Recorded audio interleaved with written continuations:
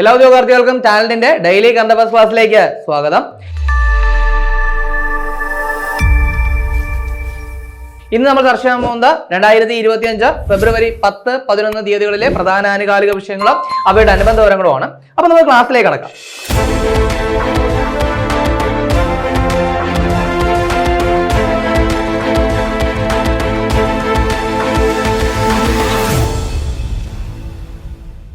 അപ്പൊ ആദ്യം നമുക്ക് നോക്കാനുള്ളത് ഒരു വേദിയാണ്. ഓൾറെഡി നമ്മൾ ചർച്ച ചെയ്തൊരു കാര്യം തന്നെയാണ്. പക്ഷേ ഇപ്പൊ എന്ത് ചെയ്തിരിക്കുകയാണ്, ഈ ഒരു കാര്യം സമാപിച്ചിരിക്കുന്നതോട് നമ്മൾ എന്ത് ചെയ്യുന്നു, ചർച്ച ചെയ്യുന്നത് മാത്രം. അതായത് 37ാമത് അല്ലെങ്കിൽ 2025 നടന്ന കേരള ശാസ്ത്ര കോൺഗ്രസിന്റെ വേദി എവിടെയാണ്? അപ്പൊ എന്താണ് പറഞ്ഞത്?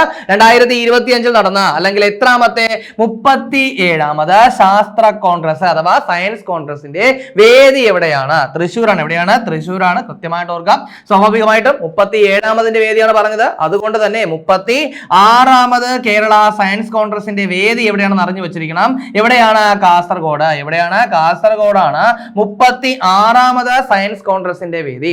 അപ്പൊ അങ്ങനെയാണെങ്കിൽ 35ാമത് സയൻസ് കോൺഗ്രസിന്റെ വേദി എവിടെയാണ്?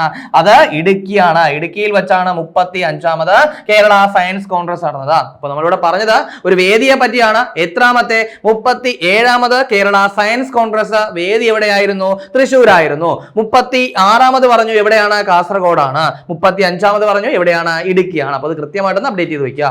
അടുത്ത നമുക്ക് നോക്കാനുള്ളത് ഒരു പ്രധാനപ്പെട്ട അവാർഡാണ്. അതായത് 2023 കേരള ശാസ്ത്ര പുരസ്കാരത്തിന് അർഹനായത് ആരാണ്? അപ്പൊ 2023 അവാർഡാണ് 25 പ്രഖ്യാപിച്ചിരിക്കുകയാണ്. അപ്പൊ 2023 കേരള ശാസ്ത്ര പുരസ്കാരത്തിന് അർഹനായത് ആരാണ്?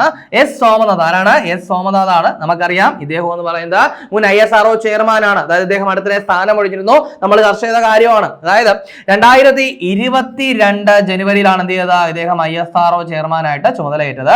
2025 ജനുവരിയിൽ എന്ത് ചെയ്തു? അദ്ദേഹം സ്ഥാനമൊഴിഞ്ഞു. കൃത്യമായിട്ട് എന്ത് ചെയ്യുക? ഓർത്തു വയ്ക്കുക. ഇതാണ് അദ്ദേഹത്തിന്റെ കാലയളവ് എന്ന് പറയുന്നത്.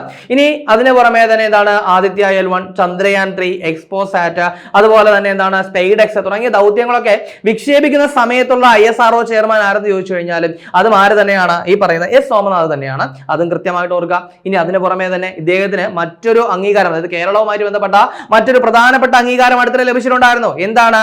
2024 കേരള പുരസ്കാരം. ആ കേരള പുരസ്കാരത്തിൽ എന്ത് പുരസ്കാരം? കേരള പ്രഭ. അപ്പോ 2024 കേരള പ്രഭ പുരസ്കാരം ആർക്ക് ലഭിച്ചിട്ടുണ്ട്? എസ് സോമനാഥിന് ലഭിച്ചിട്ടുണ്ട്. അതുകൂടി എന്ത് ചെയ്യുക? ഇതിനൊപ്പം ഒന്ന് അപ്ഡേറ്റ് ചെയ്ത് വെക്കുക.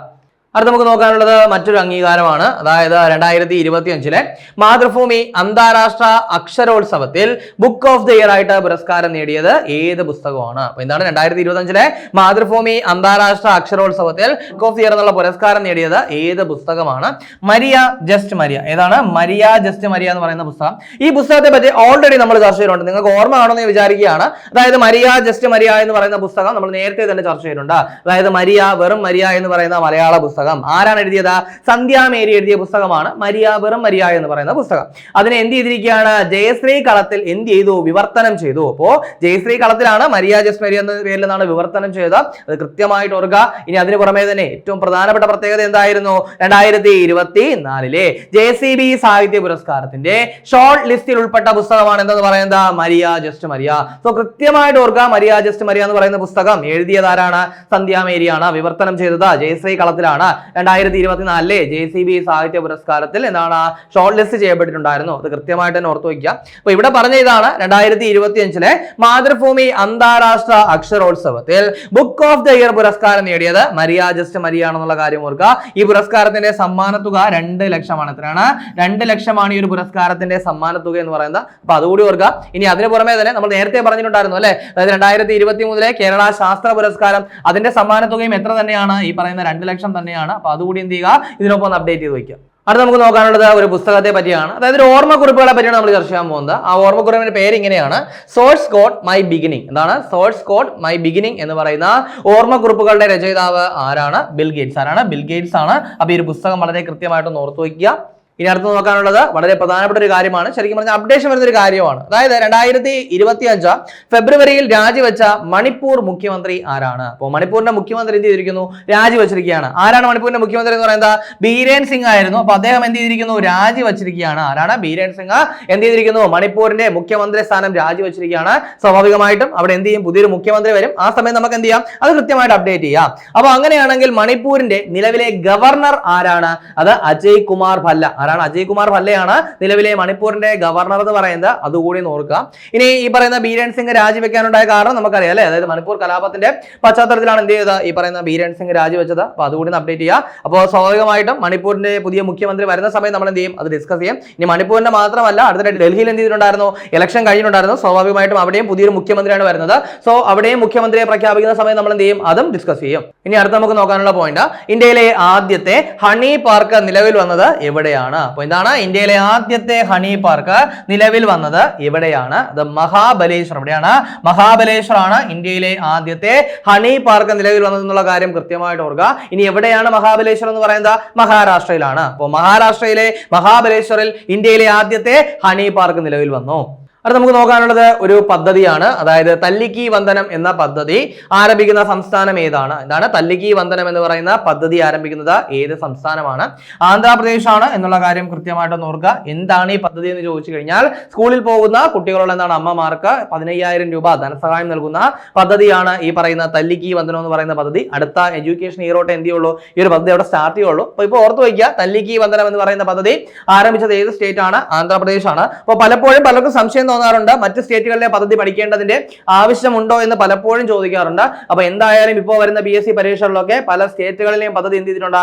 ചോദിച്ചിട്ടുണ്ട്. അപ്പൊ അതുകൊണ്ട് തന്നെ കൃത്യമായിട്ട് ഒരു പദ്ധതി അപ്ഡേറ്റ് ചെയ്ത് വയ്ക്കുക. അപ്പൊ നിങ്ങളിൽ പലരും സെക്രട്ടേറിയറ്റ് അസിസ്റ്റന്റ് എക്സാമിന് വേണ്ടി തയ്യാറെടുക്കുന്നുണ്ടാവും. നമുക്കറിയാം സെക്രട്ടേറിയറ്റ് അസിസ്റ്റന്റ് എക്സാം എന്ന് പറയുന്നത് പ്രിലിംസ് ആൻഡ് മെയിൻസ് പാറ്റേണിലാണ് നടക്കുക. അതിൽ മെയിൻസ് എന്ന് പറയുന്നത് 2 പേപ്പറുകളായിട്ടായിരിക്കും നടക്കുന്നത്. സോ ഈ എക്സാമിന് വേണ്ടി തയ്യാറെടുക്കുന്ന ഉദ്യോഗാർത്ഥികൾക്ക് വേണ്ടിയിട്ട് ടാലന്റ് ഒരു rank fail, secretariat assistant rank fail പുറത്തിറക്കിയിട്ടുണ്ട്. 3 വോളിയം ആയിട്ടാണ് തയ്യാറാക്കിയിരിക്കുന്നത്. SCRT NCRT ഫാക്ടുകൾ ഉൾപ്പെടുത്തിയിട്ടുണ്ട്. ഇനി അതിന് പുറമെ മുൻവർഷ ചോദ്യങ്ങൾ ഉൾപ്പെടുത്തിയാണ് ഈ ഒരു റാങ്ക് ഫെയിൽ പുറത്തിറക്കിയിരിക്കുന്നത്. അപ്പൊ ഈ റാങ്ക് ഫെയിൽ നിങ്ങളുടെ വീടിനടുത്തുള്ള ബുക്ക് സ്റ്റോളുകളിലും ആമസോൺ, ഫ്ലിപ്കാർട്ട്, മീഷോ എന്നീ പ്ലാറ്റ്ഫോമുകളിലും, ഇനി അതിന് പുറമെ തന്നെ ടാലന്റിന്റെ വെബ്സൈറ്റ് ആയിട്ടുള്ള talentkerala.com ലഭ്യമാണ്. ഇനി അതല്ലെങ്കിൽ ഈ ഒരു സ്ക്രീനിൽ കാണുന്ന നമ്പറിൽ കോൺടാക്ട് ചെയ്താലും മതി. അടുത്ത നമുക്ക് നോക്കാനുള്ളത് ഹെൻലി പാസ്പോർട്ട് ഇൻഡെക്സിനെ പറ്റിയാണ്. ഇതിനു മുൻപ് ഹെൻലി പാസ്പോർട്ട് ഇൻഡെക്സ് റിപ്പോർട്ട് പുറത്തുവിട്ടിട്ടുണ്ടായിരുന്നു. ആ സമയം നമ്മൾ ചർച്ച ചെയ്തതാണ്. അപ്പോൾ ഇപ്പോൾ അവരെന്ത് ചെയ്തിരിക്കുകയാണ്? വളരെ വിശദമായ റിപ്പോർട്ട് പുറത്തുവിട്ടിരിക്കുകയാണ്. അപ്പോൾ അതിൽ ശരിക്കും പറഞ്ഞൊരു അപ്ഡേഷൻ ആണ്. അപ്പോൾ അതുകൊണ്ട് നമ്മൾ എന്ത് ചെയ്യുന്നു? ഒന്നുകൂടി ചർച്ച ചെയ്യുകയാണ്. അതായത് 2025 ഹെൻലി പാസ്പോർട്ട് ഇൻഡെക്സിൽ 1ാം സ്ഥാനത്തുള്ളത് ഏത് രാജ്യത്തിന്റെ പാസ്പോർട്ട് ആണ്? അപ്പോൾ എന്താണ് 2025 ഹെൻലി പാസ്പോർട്ട് ഇൻഡെക്സ് പ്രകാരം 1ാം സ്ഥാനത്തുള്ളത് ഏത് രാജ്യത്തിന്റെ പാസ്പോർട്ട് ആണ്? സിംഗപ്പൂരാണ്. ഏതാണ്? സിംഗപ്പൂരാണ്. കൃത്യമായിട്ട് ഓർത്ത് വയ്ക്കുക. അതായത് സിംഗപ്പൂർ പാസ്പോർട്ട് ഉള്ളവർക്ക് 193 രാജ്യങ്ങളിൽ വിസ ഫ്രീ ആയിട്ട് എന്ത് ചെയ്യാം? സന്ദർശിക്കാം എന്നുള്ളതാണ്. അപ്പോൾ 193 രാജ്യങ്ങളിൽ വിസ ഫ്രീ ആയിട്ട് സന്ദർശിക്കാവുന്നതാണ് സിംഗപ്പൂരിന്റെ പാസ്പോർട്ട് എന്ന് പറയുന്നത്. അപ്പോൾ സിംഗപ്പൂർ പാസ്പോർട്ട് ആണ് ഹെൻലി പാസ്പോർട്ട് ഇൻഡെക്സിൽ എത്രാമതുള്ളത്? 1ാം സ്ഥാനത്തുള്ളത്. ഇനി 2ാം സ്ഥാനത്തേക്ക് വരികയാണെങ്കിൽ 2ാം സ്ഥാനത്ത് 2 രാജ്യങ്ങളാണുള്ളത്. അതായത് ജപ്പാൻ. ഏതൊക്കെയാണ്? ജപ്പാൻ, അതുപോലെ തന്നെ ദക്ഷിണ കൊറിയ. ഏതൊക്കെയാണ്? ജപ്പാനും ദക്ഷിണ കൊറിയയുമാണ് 2ാം സ്ഥാനത്തുള്ളത് എന്നുള്ള കാര്യം കൃത്യമായിട്ട് ഒന്ന് അപ്ഡേറ്റ് ചെയ്ത് തന്നെ വെച്ചേക്കണം. ഇനി നമ്മൾ എപ്പോഴും പറയും, ഒരു ഇൻഡെക്സ് ചർച്ച ചെയ്യുന്ന സമയത്ത് എന്ത് ചെയ്യണം? 1ഉം 2ഉം സ്ഥാനത്തിന് പുറമെ തന്നെ ഇന്ത്യയുടെ സ്ഥാനം എത്രയാണെന്ന് എന്ത് ചെയ്യണം? അറിഞ്ഞു വെച്ചിരിക്കണം. അപ്പൊ അതുകൊണ്ട് തന്നെ 2025 ഹെൻലി പാസ്പോർട്ട് ഇൻഡെക്സ് പ്രകാരം ഇന്ത്യയുടെ സ്ഥാനം എത്രയാണ്? ഇന്ത്യ 80ാമത്. ഇന്ത്യ എത്രയാണ്? 80ാം സ്ഥാനത്താണ്. അതായത് ഇന്ത്യൻ പാസ്പോർട്ട് ഉള്ള ഒരാൾക്ക് 56 രാജ്യങ്ങൾ വിസ ഫ്രീ ആയിട്ട് എന്ത് ചെയ്യാൻ പറ്റും? സന്ദർശിക്കാൻ പറ്റും. എത്രയാണ്? 56 രാജ്യങ്ങൾ വിസ ഫ്രീ ആയിട്ട് സന്ദർശിക്കാൻ സാധിക്കും. കൃത്യമായിട്ട് ഓർക്കുക. ഇനി ഈ പറയുന്ന 80ാം സ്ഥാനത്ത് ഇന്ത്യ മാത്രമല്ല മറ്റു 3 രാജ്യങ്ങൾ കൂടി ഉണ്ട്. അതായത് ഇക്വറ്റോറിയൽ ഗിനിയ, അതുപോലെ തന്നെ താജിക്കിസ്ഥാൻ, അൾജീരിയ തുടങ്ങിയ 3 രാജ്യങ്ങളും കൂടി എന്താണ് ഇന്ത്യക്കൊപ്പം 80ാം സ്ഥാനം പങ്കിടുന്നുണ്ട്. അപ്പൊ അതുകൂടി എന്ത് ചെയ്യുക? ഒന്ന് അപ്ഡേറ്റ് ചെയ്ത് വയ്ക്കുക. ഇനി അതിന് പുറമെ തന്നെ ഏറ്റവും അവസാന സ്ഥാനം കൂടി നമുക്കൊന്ന് അറിഞ്ഞു വെച്ചേക്കാം. അതായത് ഈ ഒരു ഹെൻലി പാസ്പോർട്ട് ഇൻഡെക്സിലെ ഏറ്റവും അവസാന സ്ഥാനത്ത് ഉള്ളത് ആരെന്ന് ചോദിച്ചു കഴിഞ്ഞാൽ അത് അഫ്ഗാനിസ്ഥാനാണ്. ആരാണ്? അഫ്ഗാനിസ്ഥാനാണ് ഏറ്റവും അവസാനമുള്ളത്. അതായത് റാങ്ക് എത്രയാണെന്ന് ചോദിച്ചു കഴിഞ്ഞാൽ 99. എത്രയാണ്?